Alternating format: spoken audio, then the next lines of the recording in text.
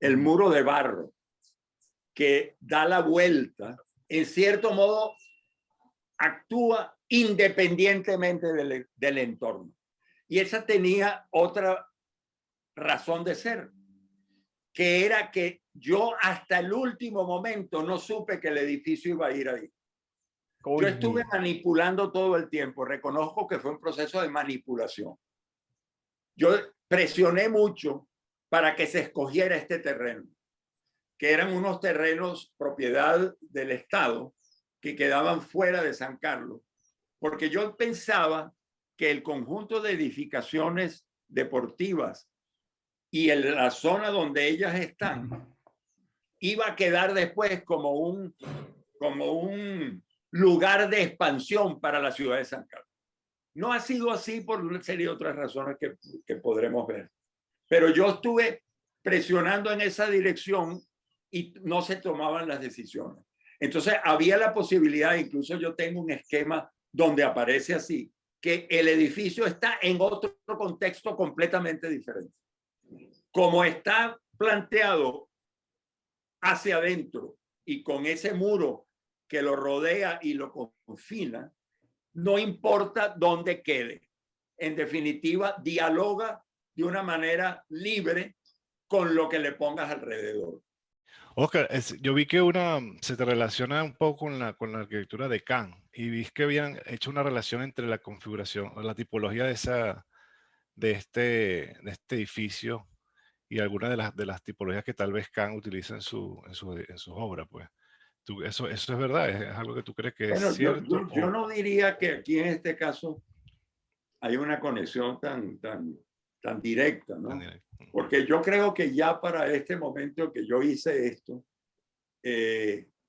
me parece que ya yo había llegado a un punto en cuanto a lo que quería hacer, en el que yo me había, digamos, había empezado a volar con mis propias alas. Seguramente no con mucha, no, a lo mejor no era un vuelo muy seguro, muy regular, muy tranquilo, pero ya yo creo que yo había empezado a volar con mis propias alas.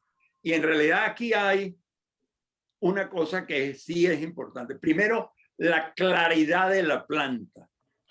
Esa claridad de la planta nos viene de la arquitectura moderna en general, que la planta habla desde el punto de vista, digamos, geométrico y de organización.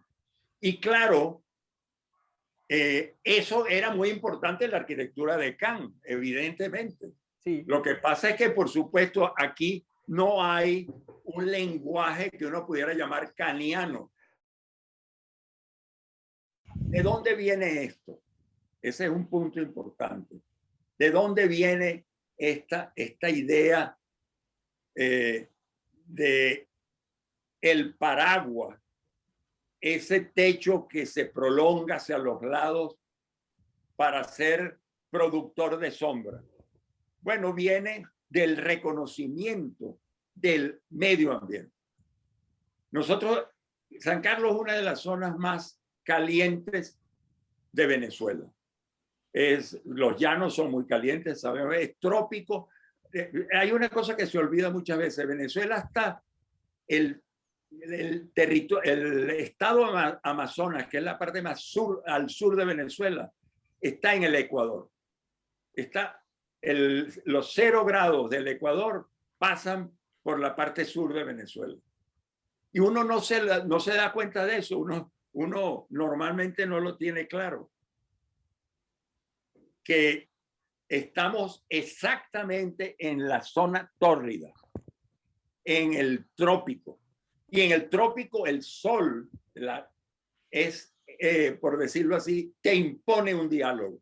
Como decía Le Corbusier, por ejemplo, cuando él dice que él se bajó del avión en Chandigarh y lo primero que dijo cuando se bajó del avión, o al menos lo pensó, fue: Sol, ¿qué quieres de mí? Por cierto, Oscar, que en esos cortes que pusiste, esa presencia del techo es importante y la verdad es que en la manera que se presenta como en capas le da un aspecto muy japonés, ¿no? Uno podría decir que son edificios que están en Japón. A mí me pareció una churuata de fuera, o sea, la forma del techo, quizás por la curva que tiene. Bueno, si uno ve esta imagen, se da cuenta de que el techo es la palabra del edificio. La presencia del edificio en el paisaje la define el techo. Y el techo está separado del podio que sería el corredor, por una zona de sombra, una zona negra de sombra. Si uno ve la arquitectura de la ciudad prohibida de Pekín, se da cuenta de que es exactamente el mismo tema. El gran techo, porque la arquitectura china, tradicional china, se caracteriza por eso, el gran techo, la sombra debajo de él y el podio, que es la zona por donde se trafica Bueno, esa es la misma cosa que tenemos en este caso. Incluso yo he tenido algunas imágenes en las que vinculo las dos cosas. La arquitectura, esa milenaria del pasado, pero que no tendríamos que ir tan lejos, porque la arquitectura nuestra también está definida de la misma manera. Tenemos el techo de tejas siempre presente. Como su pendiente hace que esté, digámoslo así, formando, digamos, coronando el edificio, cerrando la imagen plana del edificio, está el techo de tejas. Y debajo el área de sombra. Esa área de sombra que aquí en la arquitectura tradicional venezolana, este techo está aquí, sí, directo sobre el corredor. En este caso está levantado. Se separa. Y se separa, y es lo que precisamente veíamos en el esquema que dice Augusto. Esa es la entrada. Pero fíjense que la estructura de esa zona, aquí termina el corredor y aquí empieza otra estructura distinta. Es una estructura a base de muros. Fíjense estos muros, estas vigas que permiten el paso del corredor. Primero, esta viga aquí agarra en esta otra viga de embolado. Esta está apoyada en este muro y ella vuela para acá y agarra el corredor. Y entonces se sube aquí para poder agarrar el otro corredor que es este. Entonces es toda una complicación que, por supuesto, no le gusta a los puristas. Una persona con una actitud más purista no le gustan esas, digamos, disonancias. Yo, en verdad, digamos a decir, no le saco el cuerpo a esas disonancias. ¿Por qué? Porque creo que son útiles. Bueno, y además, bueno, ahí me voy a la famosa, digamos, el famoso dictum de Kant, que es que toda junta es una oportunidad de arquitectura, toda unión de algo. A mí me ha tocado vivir en un tiempo en el cual se iba, por decirlo así, suavizando el legado canónico de la modernidad y se iba sustituyendo por una especie de segunda visión del problema de la arquitectura, ejemplificada en arquitectos, por supuesto, como Villanueva, como Niemeyer, como Álvar Aalto, ¿no? Por ejemplo, las conexiones entre Álvar Aalto y Villanueva en algunos aspectos son muy claras. Muy claras. Yo me he empeñado en hacer notar que en el caso de la ciudad, de la Plaza Cubierta, y la forma como están puestas los edificios alrededor de ella, el rectorado, el aula magna y tal, hay un aire de familia con un desarrollo de Álvar Alto en Seinäjoki, un conjunto cultural y tal que yo tengo que revisar de nuevo para poder ubicarlo, porque yo no me las sé de memoria las cosas, pero yo he escrito sobre eso. Y eso es una actitud más libre que la que podía nunca haber usado el propio Le Corbusier. Porque si nosotros vamos, por ejemplo, al Capitolio de Chandigarh, eso es cartesiano, eso es ángulo recto y grandes distancias, por cierto, grandes distancias entre una cosa y otra. Ya en Álvar Alto hay una visión más restringida, más reducida, ¿no? Entonces, claro, uno hereda cosas sin verlo, bueno, sin verlo de una manera que pudiéramos llamar rígida. Uno va heredando cosas. Bueno, Niemeyer jamás en su vida habría hecho un edificio como este. No, él no habría, Porque, él no se hubiese bueno, atrevido a porque hacer es que eso en Niemeyer encuentro. le horrorizaría una cosa como esta. Sí. Esta esquina allí, por ejemplo, esto, le horrorizaría, seguro. Es que en los edificios de él nunca habría habido nada como eso. No. Él hacía grandes gestos, además con una maestría sin duda única. Yo creo que Niemeyer se habla de que es un poco, se lo critica, no sé qué, y yo creo que las críticas pueden tener sentido, por supuesto.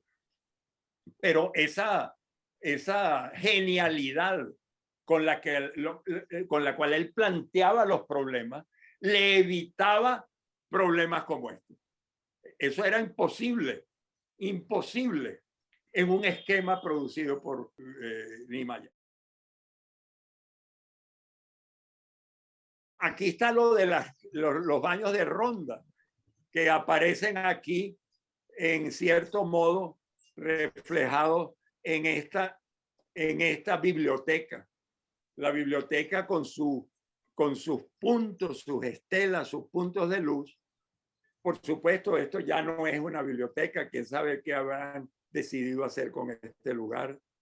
Esta es la sala de musculación y el auditorio. Este auditorio tiene también su historia vinculada a la experiencia moderna, porque el auditorio del Museo Kimbell de Cannes es también el mismo esquema, que es un espacio limitado en ancho que a lo largo se hunde hacia el como el auditorio de la Plaza Bicentenario también. Como la de la Plaza Bicentenario. Pero esos dos auditorios, el de la Plaza Bicentenario y este, son hijos del auditorio de Cannes. Fíjate tú. Bueno, está lo que dice Guillermo. Bueno, porque es que a mí no se me hubiera ocurrido. Y cuando yo veo que queda tan bien, yo dice, bueno, vamos a hacerlo también Por cierto, cuando hice la biblioteca Catuche, es el mismo esquema. Angosto y largo y profundo. Exacto. ¿No? Bueno, y aquí yo una vez entré a este auditorio en funciones y me angustié mucho porque no lo habían terminado bien, entraba la luz por donde no se debía. Es una experiencia muy dura. De eso tenemos que hablar. ¿Qué podemos esperar los arquitectos en una situación como esta? Bueno, que haya un renacer del orgullo de construir, porque construir es el sello del desarrollo de una nación, sino que nosotros lo que queremos es construir para este país, para lo que puede hacerse para la configuración del espacio físico de Venezuela. ¿Y cómo Óscar Tenreiro, como profesor, el ojo que tener el profesor de la universidad, ¿cómo siente ahora, después de todos estos años de experiencia, que eso podría ser sembrado en los jóvenes de la facultad? Porque nace en la facultad, Bueno, en yo vez creo de que, como de... fíjate, hay oportunidades en que uno puede hablar. Bueno, quisiera yo poder hacerlo a través de este seminario. Decirle por qué yo derramo lágrimas por ese edificio. ¡Qué estupidez! Bueno, Pues, ¿por qué va a ser? Porque yo veo que estoy terminando mi vida, que tengo 81 años y que estoy viendo como todo va yendo hacia una disolución, y ni siquiera una cosa que ha costado como ha costado esto puede contar con el respeto de una sociedad. Una sociedad que vive del mayamerismo, una sociedad que vive del consumo, ¿no? Y que no le da sentido a las cosas permanentes. Y eso, ¿cómo lo rescatamos? Bueno, desde la universidad. Pero me temo, y lo digo con toda franqueza, que en la universidad estamos creando personas para que hagan como los del sistema de orquesta, para que se gradúen y se vayan a vivir a no sé dónde, a hacer dibujos informáticos, bonitos o menos bonitos, en una oficina de arquitectura de otra gente, natural del lugar donde van, y se olvida de lo que Venezuela necesita. Tal vez la idea es muy buena usar el edificio como excusa para, que es lo que obviamente pretendemos hacer, como excusa para comentar o reflexionar sobre esos temas que tú Claro. estás diciendo. O sea, me parece que la parte práctica de ir a los puntos del edificio como que llaman la atención, es como la excusa para abrir ese tema de hablar de las dificultades que te encuentras o no como arquitecto Claro, y venezolano. también hablar, yo creo que lo más específico, me parece que yo podría aportar, es una visión de la arquitectura más vinculada a la vida y más vinculada a la energía psíquica personal que a los esquemas que nos vienen dictados por las modas o que nos vienen dictados por esa especie de entelequia que ha sido creada a nivel académico, que se llama teoría de la arquitectura, que es algo que me parece a mí que no existe y que se quiere sostener a base de privilegios académicos, privilegios expresados en másteres y en doctorados de una teoría de la arquitectura que no es sino una especie de culebra que se muerde la cola. las claraboyas, que son una especie de pirámide con un techo encima galvanizado, color metal, no sé, no tiene un color, Sí, sí. que parece un artefacto tecnológico, que además permite la ventilación. Es muy lindo. Es todo un desarrollo de un detalle que está ahí, pues, está en el edificio y forma parte de un conjunto de detalles que no son puristas porque tienen toda una reflexión encima. Es una cosa que a mí me parece casi que un milagro. O sea, es muy difícil. Ahí No, lo curioso es que el constructor de este edificio era un tipo serio. se ve que era muy serio. Se ve. El constructor era un tipo serio. Y estos lucernarios permitían, ustedes los están viendo ahí ahorita. Sí. Ellos permitían ventilar y a la vez iluminaban sin ser fuente de calor, porque tienen este paraguas arriba, también Protegido, metálico. Y ellos lo hicieron de maravilla, hasta que llegó el momento de instalar la cocina.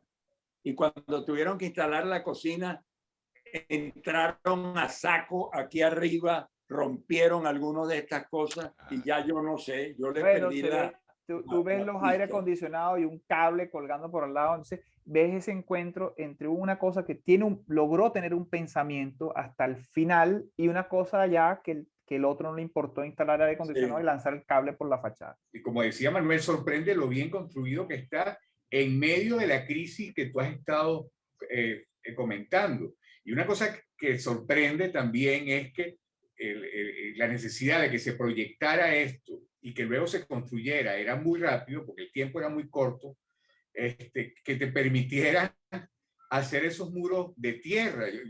Yo no sé si cuando tú lo planteaste alguien se puso nervioso y dijo, pero arquitecto, ¿usted no cree que mejor podemos hacer eso en bloque, más rápido, qué sé yo? Te lo permitieron, el edificio se construyó, digamos, razonablemente bien a pesar de esas dificultades. Tengo Sí, que yo creo decir que también que en el... es verdad que eso pasó, es verdad que eso pasó. Y uno dice, bueno, hay como dos historias, una historia positiva y una historia negativa, una superpuesta sobre la otra.